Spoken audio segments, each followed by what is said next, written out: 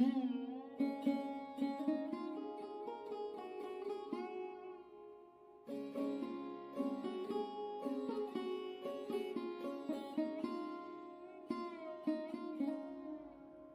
নদী, পাথর আর ঝর্ণার এক অপরূপ সৌন্দর্যের লীলাভূমি জাফলং। জাফলংকে প্রকৃতির কন্যাও বলা হয়। সিলেটের গোয়াইনঘাট উপজেলার ভারতের মেঘালয় সীমান্ত ঘেঁষা প্রকৃতির দানে রূপের পসরা সাজিয়ে আছে জাফলং। পাথরের উপর দিয়ে বয়ে চলা পেয়াইন নদীর স্বচ্ছ পানির ধারা, ঝুলন্ত ডাউকি ব্রিজ, মায়াবী ঝর্ণার স্বচ্ছ প্রাণী প্রবাহ, উঁচু উঁচু পাহাড়ে সাদা মেঘের খেলা জাফলংকে করেছে অনন্যা। এক এক ঋতুতে জাফলং এক এক রকম রূপের প্রকাশ ঘটায়, যা পর্যটককে ভ্রমণের জন্য সারা বছরই আগ্রহী করে রাখে। প্রকৃতির এই অপূর্ব রূপে মুগ্ধ হতে প্রতি বছর হাজার হাজার পর্যটক এখানে ভিড় করে। সিলেট জেলার দর্শনীয় স্থানগুলোর মধ্যে জাফলং সবার পছন্দ।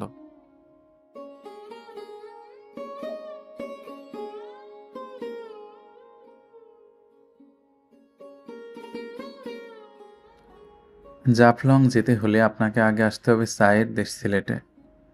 দেশের নানা প্রান্ত থেকে নানান উপায়ে সিলেটে আসা যায়। ঢাকা হতে বাস, ট্রেন ও আকাশপথে সিলেটে আসা যায়।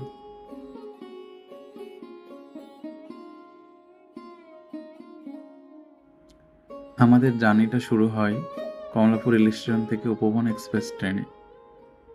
রাত 10টায় যাত্রা শুরু করে সকাল 7টায় আমরা সিলেট রেল স্টেশনে পৌঁছাই। কেমন হবে যদি আপনি ট্রেনের জানালায় বসে থাকেন আর সেই ট্রেনটি চা বাগানের মধ্য দিয়ে যায়। ট্রেনে গেলে চা বাগানের এই সৌন্দর্যটি উপভোগ করতে পারবেন। সিলেট রেল স্টেশন থেকে আমরা সিএনজি করে হোটেলে পৌঁছাই। আপনারা যদি ট্রেনে করে সিলেটে যেতে চান, কমলাপুর কিংবা বিমানবন্দর রেল স্টেশন হতে উপবন, জয়ন্তিকা, পার্বতী অথবা কানলি এক্সপ্রেস ট্রেনকে বেছে নিতে পারেন।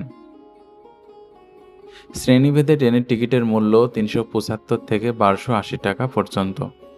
ট্রেনে সিলেট যেতে সময় লাগে প্রায় 6 থেকে 7 ঘন্টা। আর বাসে যেতে চাইলে ঢাকার ফকিরাপুল, গাবতলী, সায়দাবাদ ও মহাখালী বাস টার্মিনাল থেকে সিলেটগামী বাসগুলো ছেড়ে যায়। এদের মধ্যে Green Line, Saudia, Unique, S Alam, Shyamoli, Ena ও লন্ডন এক্সপ্রেস অন্যতম। এসি বাসের জন্য আপনাকে গুনতে হবে বাস বেঁধে 1400 থেকে 1500 টাকা এবং নন এসি বাসের জন্য 700 থেকে 800 টাকা। ঢাকা থেকে সিলেটের দূরত্ব প্রায় 235 কিলোমিটার এবং বাসে করে সিলেট পৌঁছাতে সময় লাগে 6 থেকে 8 ঘন্টা। আর ঢাকা থেকে সবচেয়ে দ্রুত সময়ে সিলেট যেতে আকাশপথকে বেছে নিতে পারেন। শাহজালাল আন্তর্জাতিক বিমানবন্দর থেকে বিমান বাংলাদেশ এবং ইউএস বাংলা এয়ারের বিমানে সিলেট যেতে ক্লাস অনুযায়ী টিকিট মূল্য 4000 থেকে 10,000 টাকার মধ্যে পেয়ে যাবেন।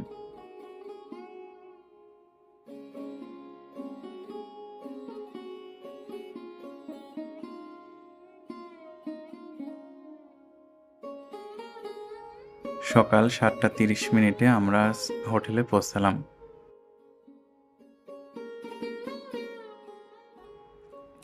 সাধারণত সিলেট ভ্রমণকারী পর্যটকরা রাত্রি যাপনের জন্য সিলেট শহরকেই বেছে নেন, কারণ সিলেট থেকে অন্যান্য ভ্রমণ স্থানে যাওয়া সুবিধাজনক। সিলেটের বেশিরভাগ হোটেলগুলো শাহজালাল মাজারের আশেপাশকে ঘিরে অবস্থিত। দরগা গেট হতে আম্বরখানা, তালতলা, লামা বাজার, কদমতলী পর্যন্ত বিভিন্ন মানের আবাসিক হোটেল রয়েছে। কম খরচে থাকতে চাইলে দরগা গেট এলাকায় 500 থেকে 1000 টাকা মানের অনেক হোটেল পাবেন। ভালো মানের আবাসিক হোটেলের মধ্যে আছে হোটেল হলিগেট, হলি ইন, লা vista hotel, pansy in, hotel metro international, Britannia hotel ইত্যাদি। এসব হোটেলে থাকতে খরচ হবে 2000 থেকে 10,000 টাকা পর্যন্ত। লাক্সারি হোটেল ও রিসোর্টের মধ্যে আছে নির্ভানা ইন, হোটেল নূরজাহান গ্র্যান্ড, আমি 1500 টাকা রোজভিউ মূল্যের হোটেল, একটি নন এসি নাজিমগড় রুমে ছিলাম। রিসোর্ট, গ্র্যান্ড প্যালেস সহ ভিডিও আরও কিছু ডেসক্রিপশন হোটেল। বক্সে আমি সেই প্রতি রাতের হোটেলের জন্য খরচ অ্যাড্রেস হবে এবং ফোন 5,000 নাম্বার থেকে দিয়ে দেব। 30,000 টাকা পর্যন্ত।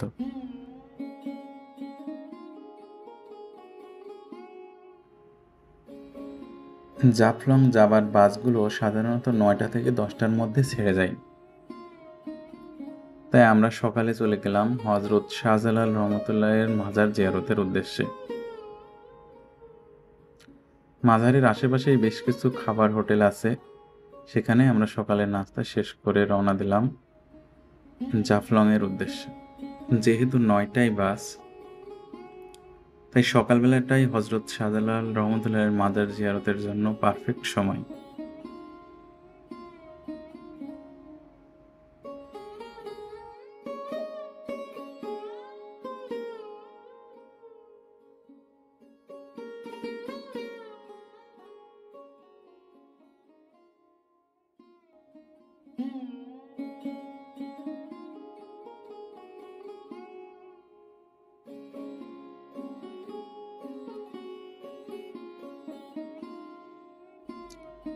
আমরা সকাল 9টার সময় সিলেট থেকে জাফলংয়ের উদ্দেশ্যে রওনা দিয়ে দিই। সিলেট থেকে জাফলংয়ের দূরত্ব প্রায় 50 কিলোমিটার। সিলেট থেকে সরাসরি জাফলং যেতে সময় লাগে প্রায় 1.5 থেকে 2 ঘন্টা। বাস, সিএনজি, লেগুনা কিংবা মাইক্রোবাসে জাফলং যেতে পারবেন। জাফলংগামী বাস ছাড়ে কদমতলী থেকে। লোকাল বাস ভাড়া জনপ্রতি 120 টাকা, গেটলক বিরতিহীন বাস 150 টাকা ও এসি বাসের ভাড়া 190 টাকা। আপনার সুবিধামতো চাইলে সিলেট শহরের সোবানীঘাট থেকেও বাসে উঠতে পারবেন। বাস ছাড়াও জাফলং যাওয়ার লোকাল লেগুনা সার্ভিস রয়েছে। বাসের সবথেকে অসুবিধা হচ্ছে একটা বাস 1 ঘন্টা পর পর।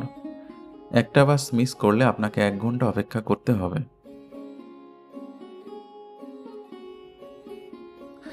রিজার্ভ গাড়িতে যেতে চাইলে বন্দরবাজার শিশু পার্কের সামনে থেকে সিএনজি, লেগুনা বা মাইক্রোবাস পাবেন। এছাড়াও সিলেটের প্রায় সব জায়গা থেকেই রিজার্ভ গাড়ি পাবেন। সিএনজিতে সর্বোচ্চ 5 জন, লেগুনাতে 10 জন এবং মাইক্রোবাসের আসন অনুযায়ী বসে যেতে পারবেন।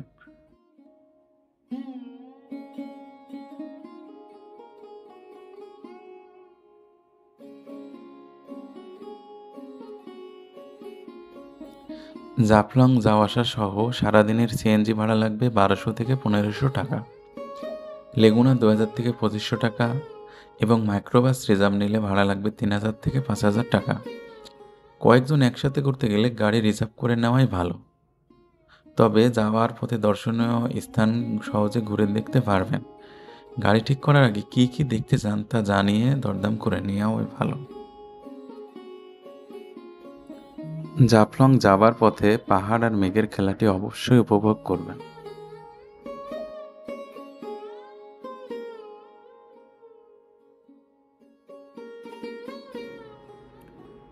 আমরা 12টার সময় জাফলং 0 পয়েন্টে পৌঁছাই।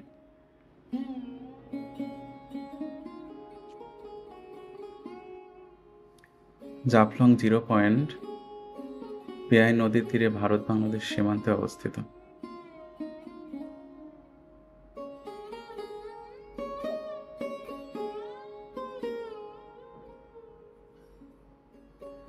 এখন আপনারা দেখছেন এটা ভারতীয় অঞ্চল, ভারতীয় ডাউকি শহর। পাহাড়ের ভাঁজে ভাঁজে বাড়িগুলো অনেক সুন্দর।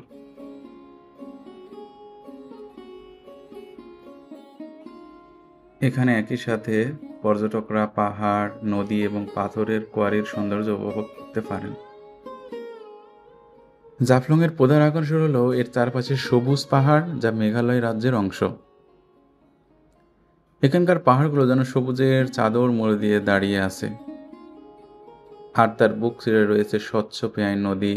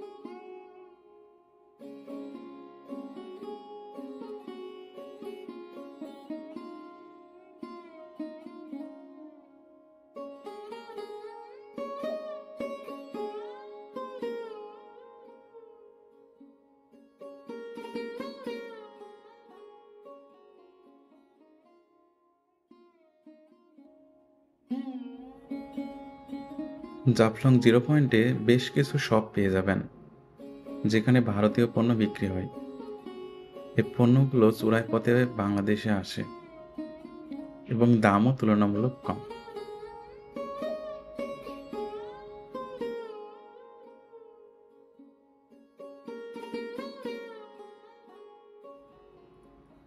আমাদের পরবর্তী উদ্দেশ্য মায়াবী ঝর্ণা।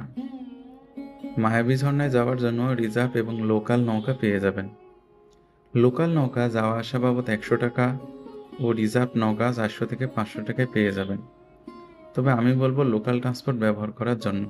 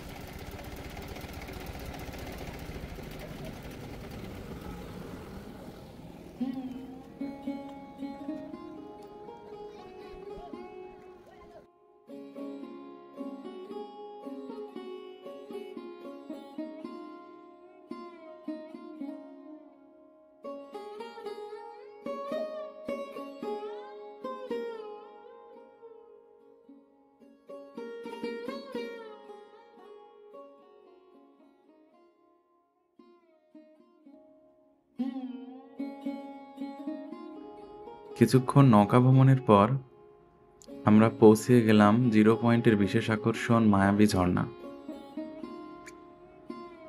এই ঝর্ণার একটি বিশেষ দিক হলো এর একাধিক ধাপ। পাহাড়ের গা বেয়ে দুধের মতো সাদা পানির স্রোত বিভিন্ন ধাপ পেরিয়ে নিচে নেমে আসে। কখনো ঘন সবুজ ঝোপের ভিতর দিয়ে, আবার কখনো নগ্ন পাথরের বুক ছিঁড়ে নেমে আসা এই জলরাশি এক ভিন্ন সৌন্দর্য সৃষ্টি করে। ঝর্ণার জল এতই স্বচ্ছ ও শীতল যে তার নিচে জমে একটি ছোট্ট পুকুরের মতো তৈরি হয়েছে। এর 3 দিকে রয়েছে বিশাল বিশাল পাথরের চাই, যা দেখতে অনেকটা প্রকৃতির সিঁড়ির মতো। অনেকে এই পাথরের সিঁড়ি বেয়ে উপরে ওঠে অ্যাডভেঞ্চার উপভোগ করেন। আমি মহিলা থেকে বলতেছি, অনেক মহিলাদের সাথে আমি দেখতে পাচ্ছি ছোট ছোট বাচ্চা ছেলেমেয়েরা আছে, ওনাদেরকে আপনারা হাতে ধরে রাখবেন। ছেলেমেয়েদেরকে আপনারা হাতে ধরে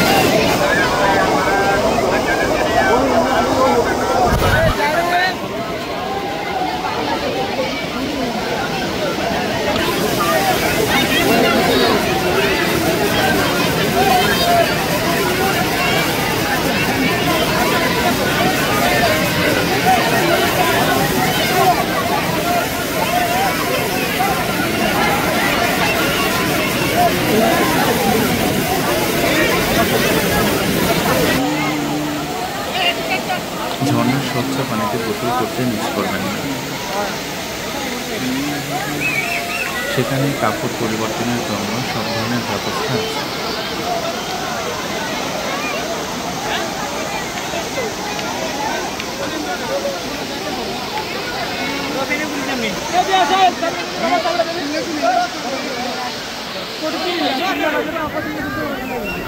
আপনারা এখন যেটা দেখতে পাচ্ছেন হচ্ছে ড্রেসিং রুম। 20 টাকার বিনিময়ে আপনারা এখান থেকে কাপড় পরিবর্তন করতে পারবেন। ঝর্ণার ঠিক পাশেই রয়েছে খাসিয়া পল্লী। খাসিয়াদের পান, সুপারি বাগান এবং তাদের বাড়িঘর। তো গরম। এগুলো ভিডিও করার আগে অবশ্যই তাদের থেকে অনুমতি নিয়ে নেবেন। সিলেটে 2 দিন থাকলে আপনারা একদিনে জাফলং এবং অন্যদিনে বিছানাকান্দি ও রাতারগুল ভ্রমণের জন্য বেছে নিতে পারেন।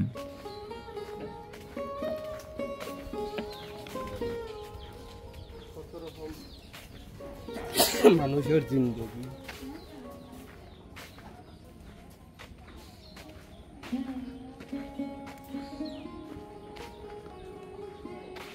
আপু, পানকে একটু ভিডিও করা যাবে? আচ্ছা, ঠিক আছে। এগুলো কত করে বিক্রি করেন? 100 টাকা বিড়া। কয়টা দিবেন? আচ্ছা, ঠিক আছে।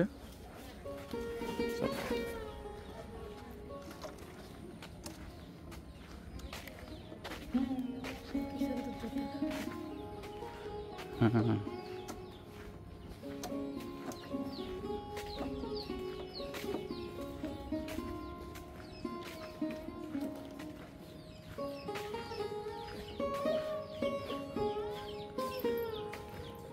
রেস্ট করার জায়গা টাকা থাকলে, বুঝে তো বসার জায়গা টাকা থাকলে আমরা একটু বসবো।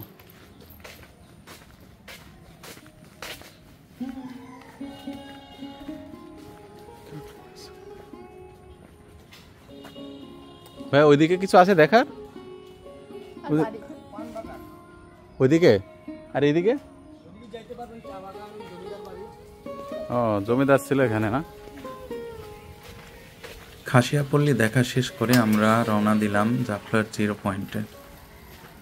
উদ্দেশ্য বিকেলের সময়টা বাস না ছাড়া পর্যন্ত জিরো পয়েন্টের কাছাকাছিতেই কাটানো। এটা হচ্ছে জাফলং জিরো পয়েন্ট। এ পাশটা ইন্ডিয়ার, এই যে ইন্ডিয়ার পতাকা দেখতে পাচ্ছেন, এই পতাকা থাকে ওই পাশটা ইন্ডিয়ার। এবং ওই যে ওখানে যে মানুষগুলো দেখতে পাচ্ছেন, ওরা আমি একটু জুম করে দেখাই, ওরা মূলত ইন্ডিয়ার পর্যটক। ওই পাশে আছে, ওই যে এই পাশে ঘেরা, এর ওই পাশে ইন্ডিয়ার দর্শক এবং যারা গেছে, এবং ইন্ডিয়ার ডাউকি শহর ওই পাশে। আর এই পাশটা হচ্ছে বাংলাদেশ।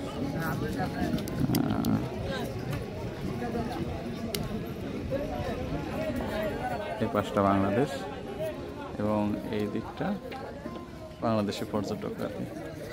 সুন্দর জায়গাগুলো আসলে সব ইন্ডিয়ার মধ্যে পড়ছে। জাফলং জিরো পয়েন্টের কাছে সবগুলো থেকে আমরা বেশ কিছু ভারতীয় পণ্য কিনেছিলাম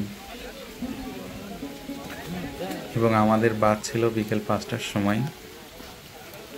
5টা পর্যন্ত আমরা জিরো পয়েন্টের কাছাকাছি ওখানেই ছিলাম।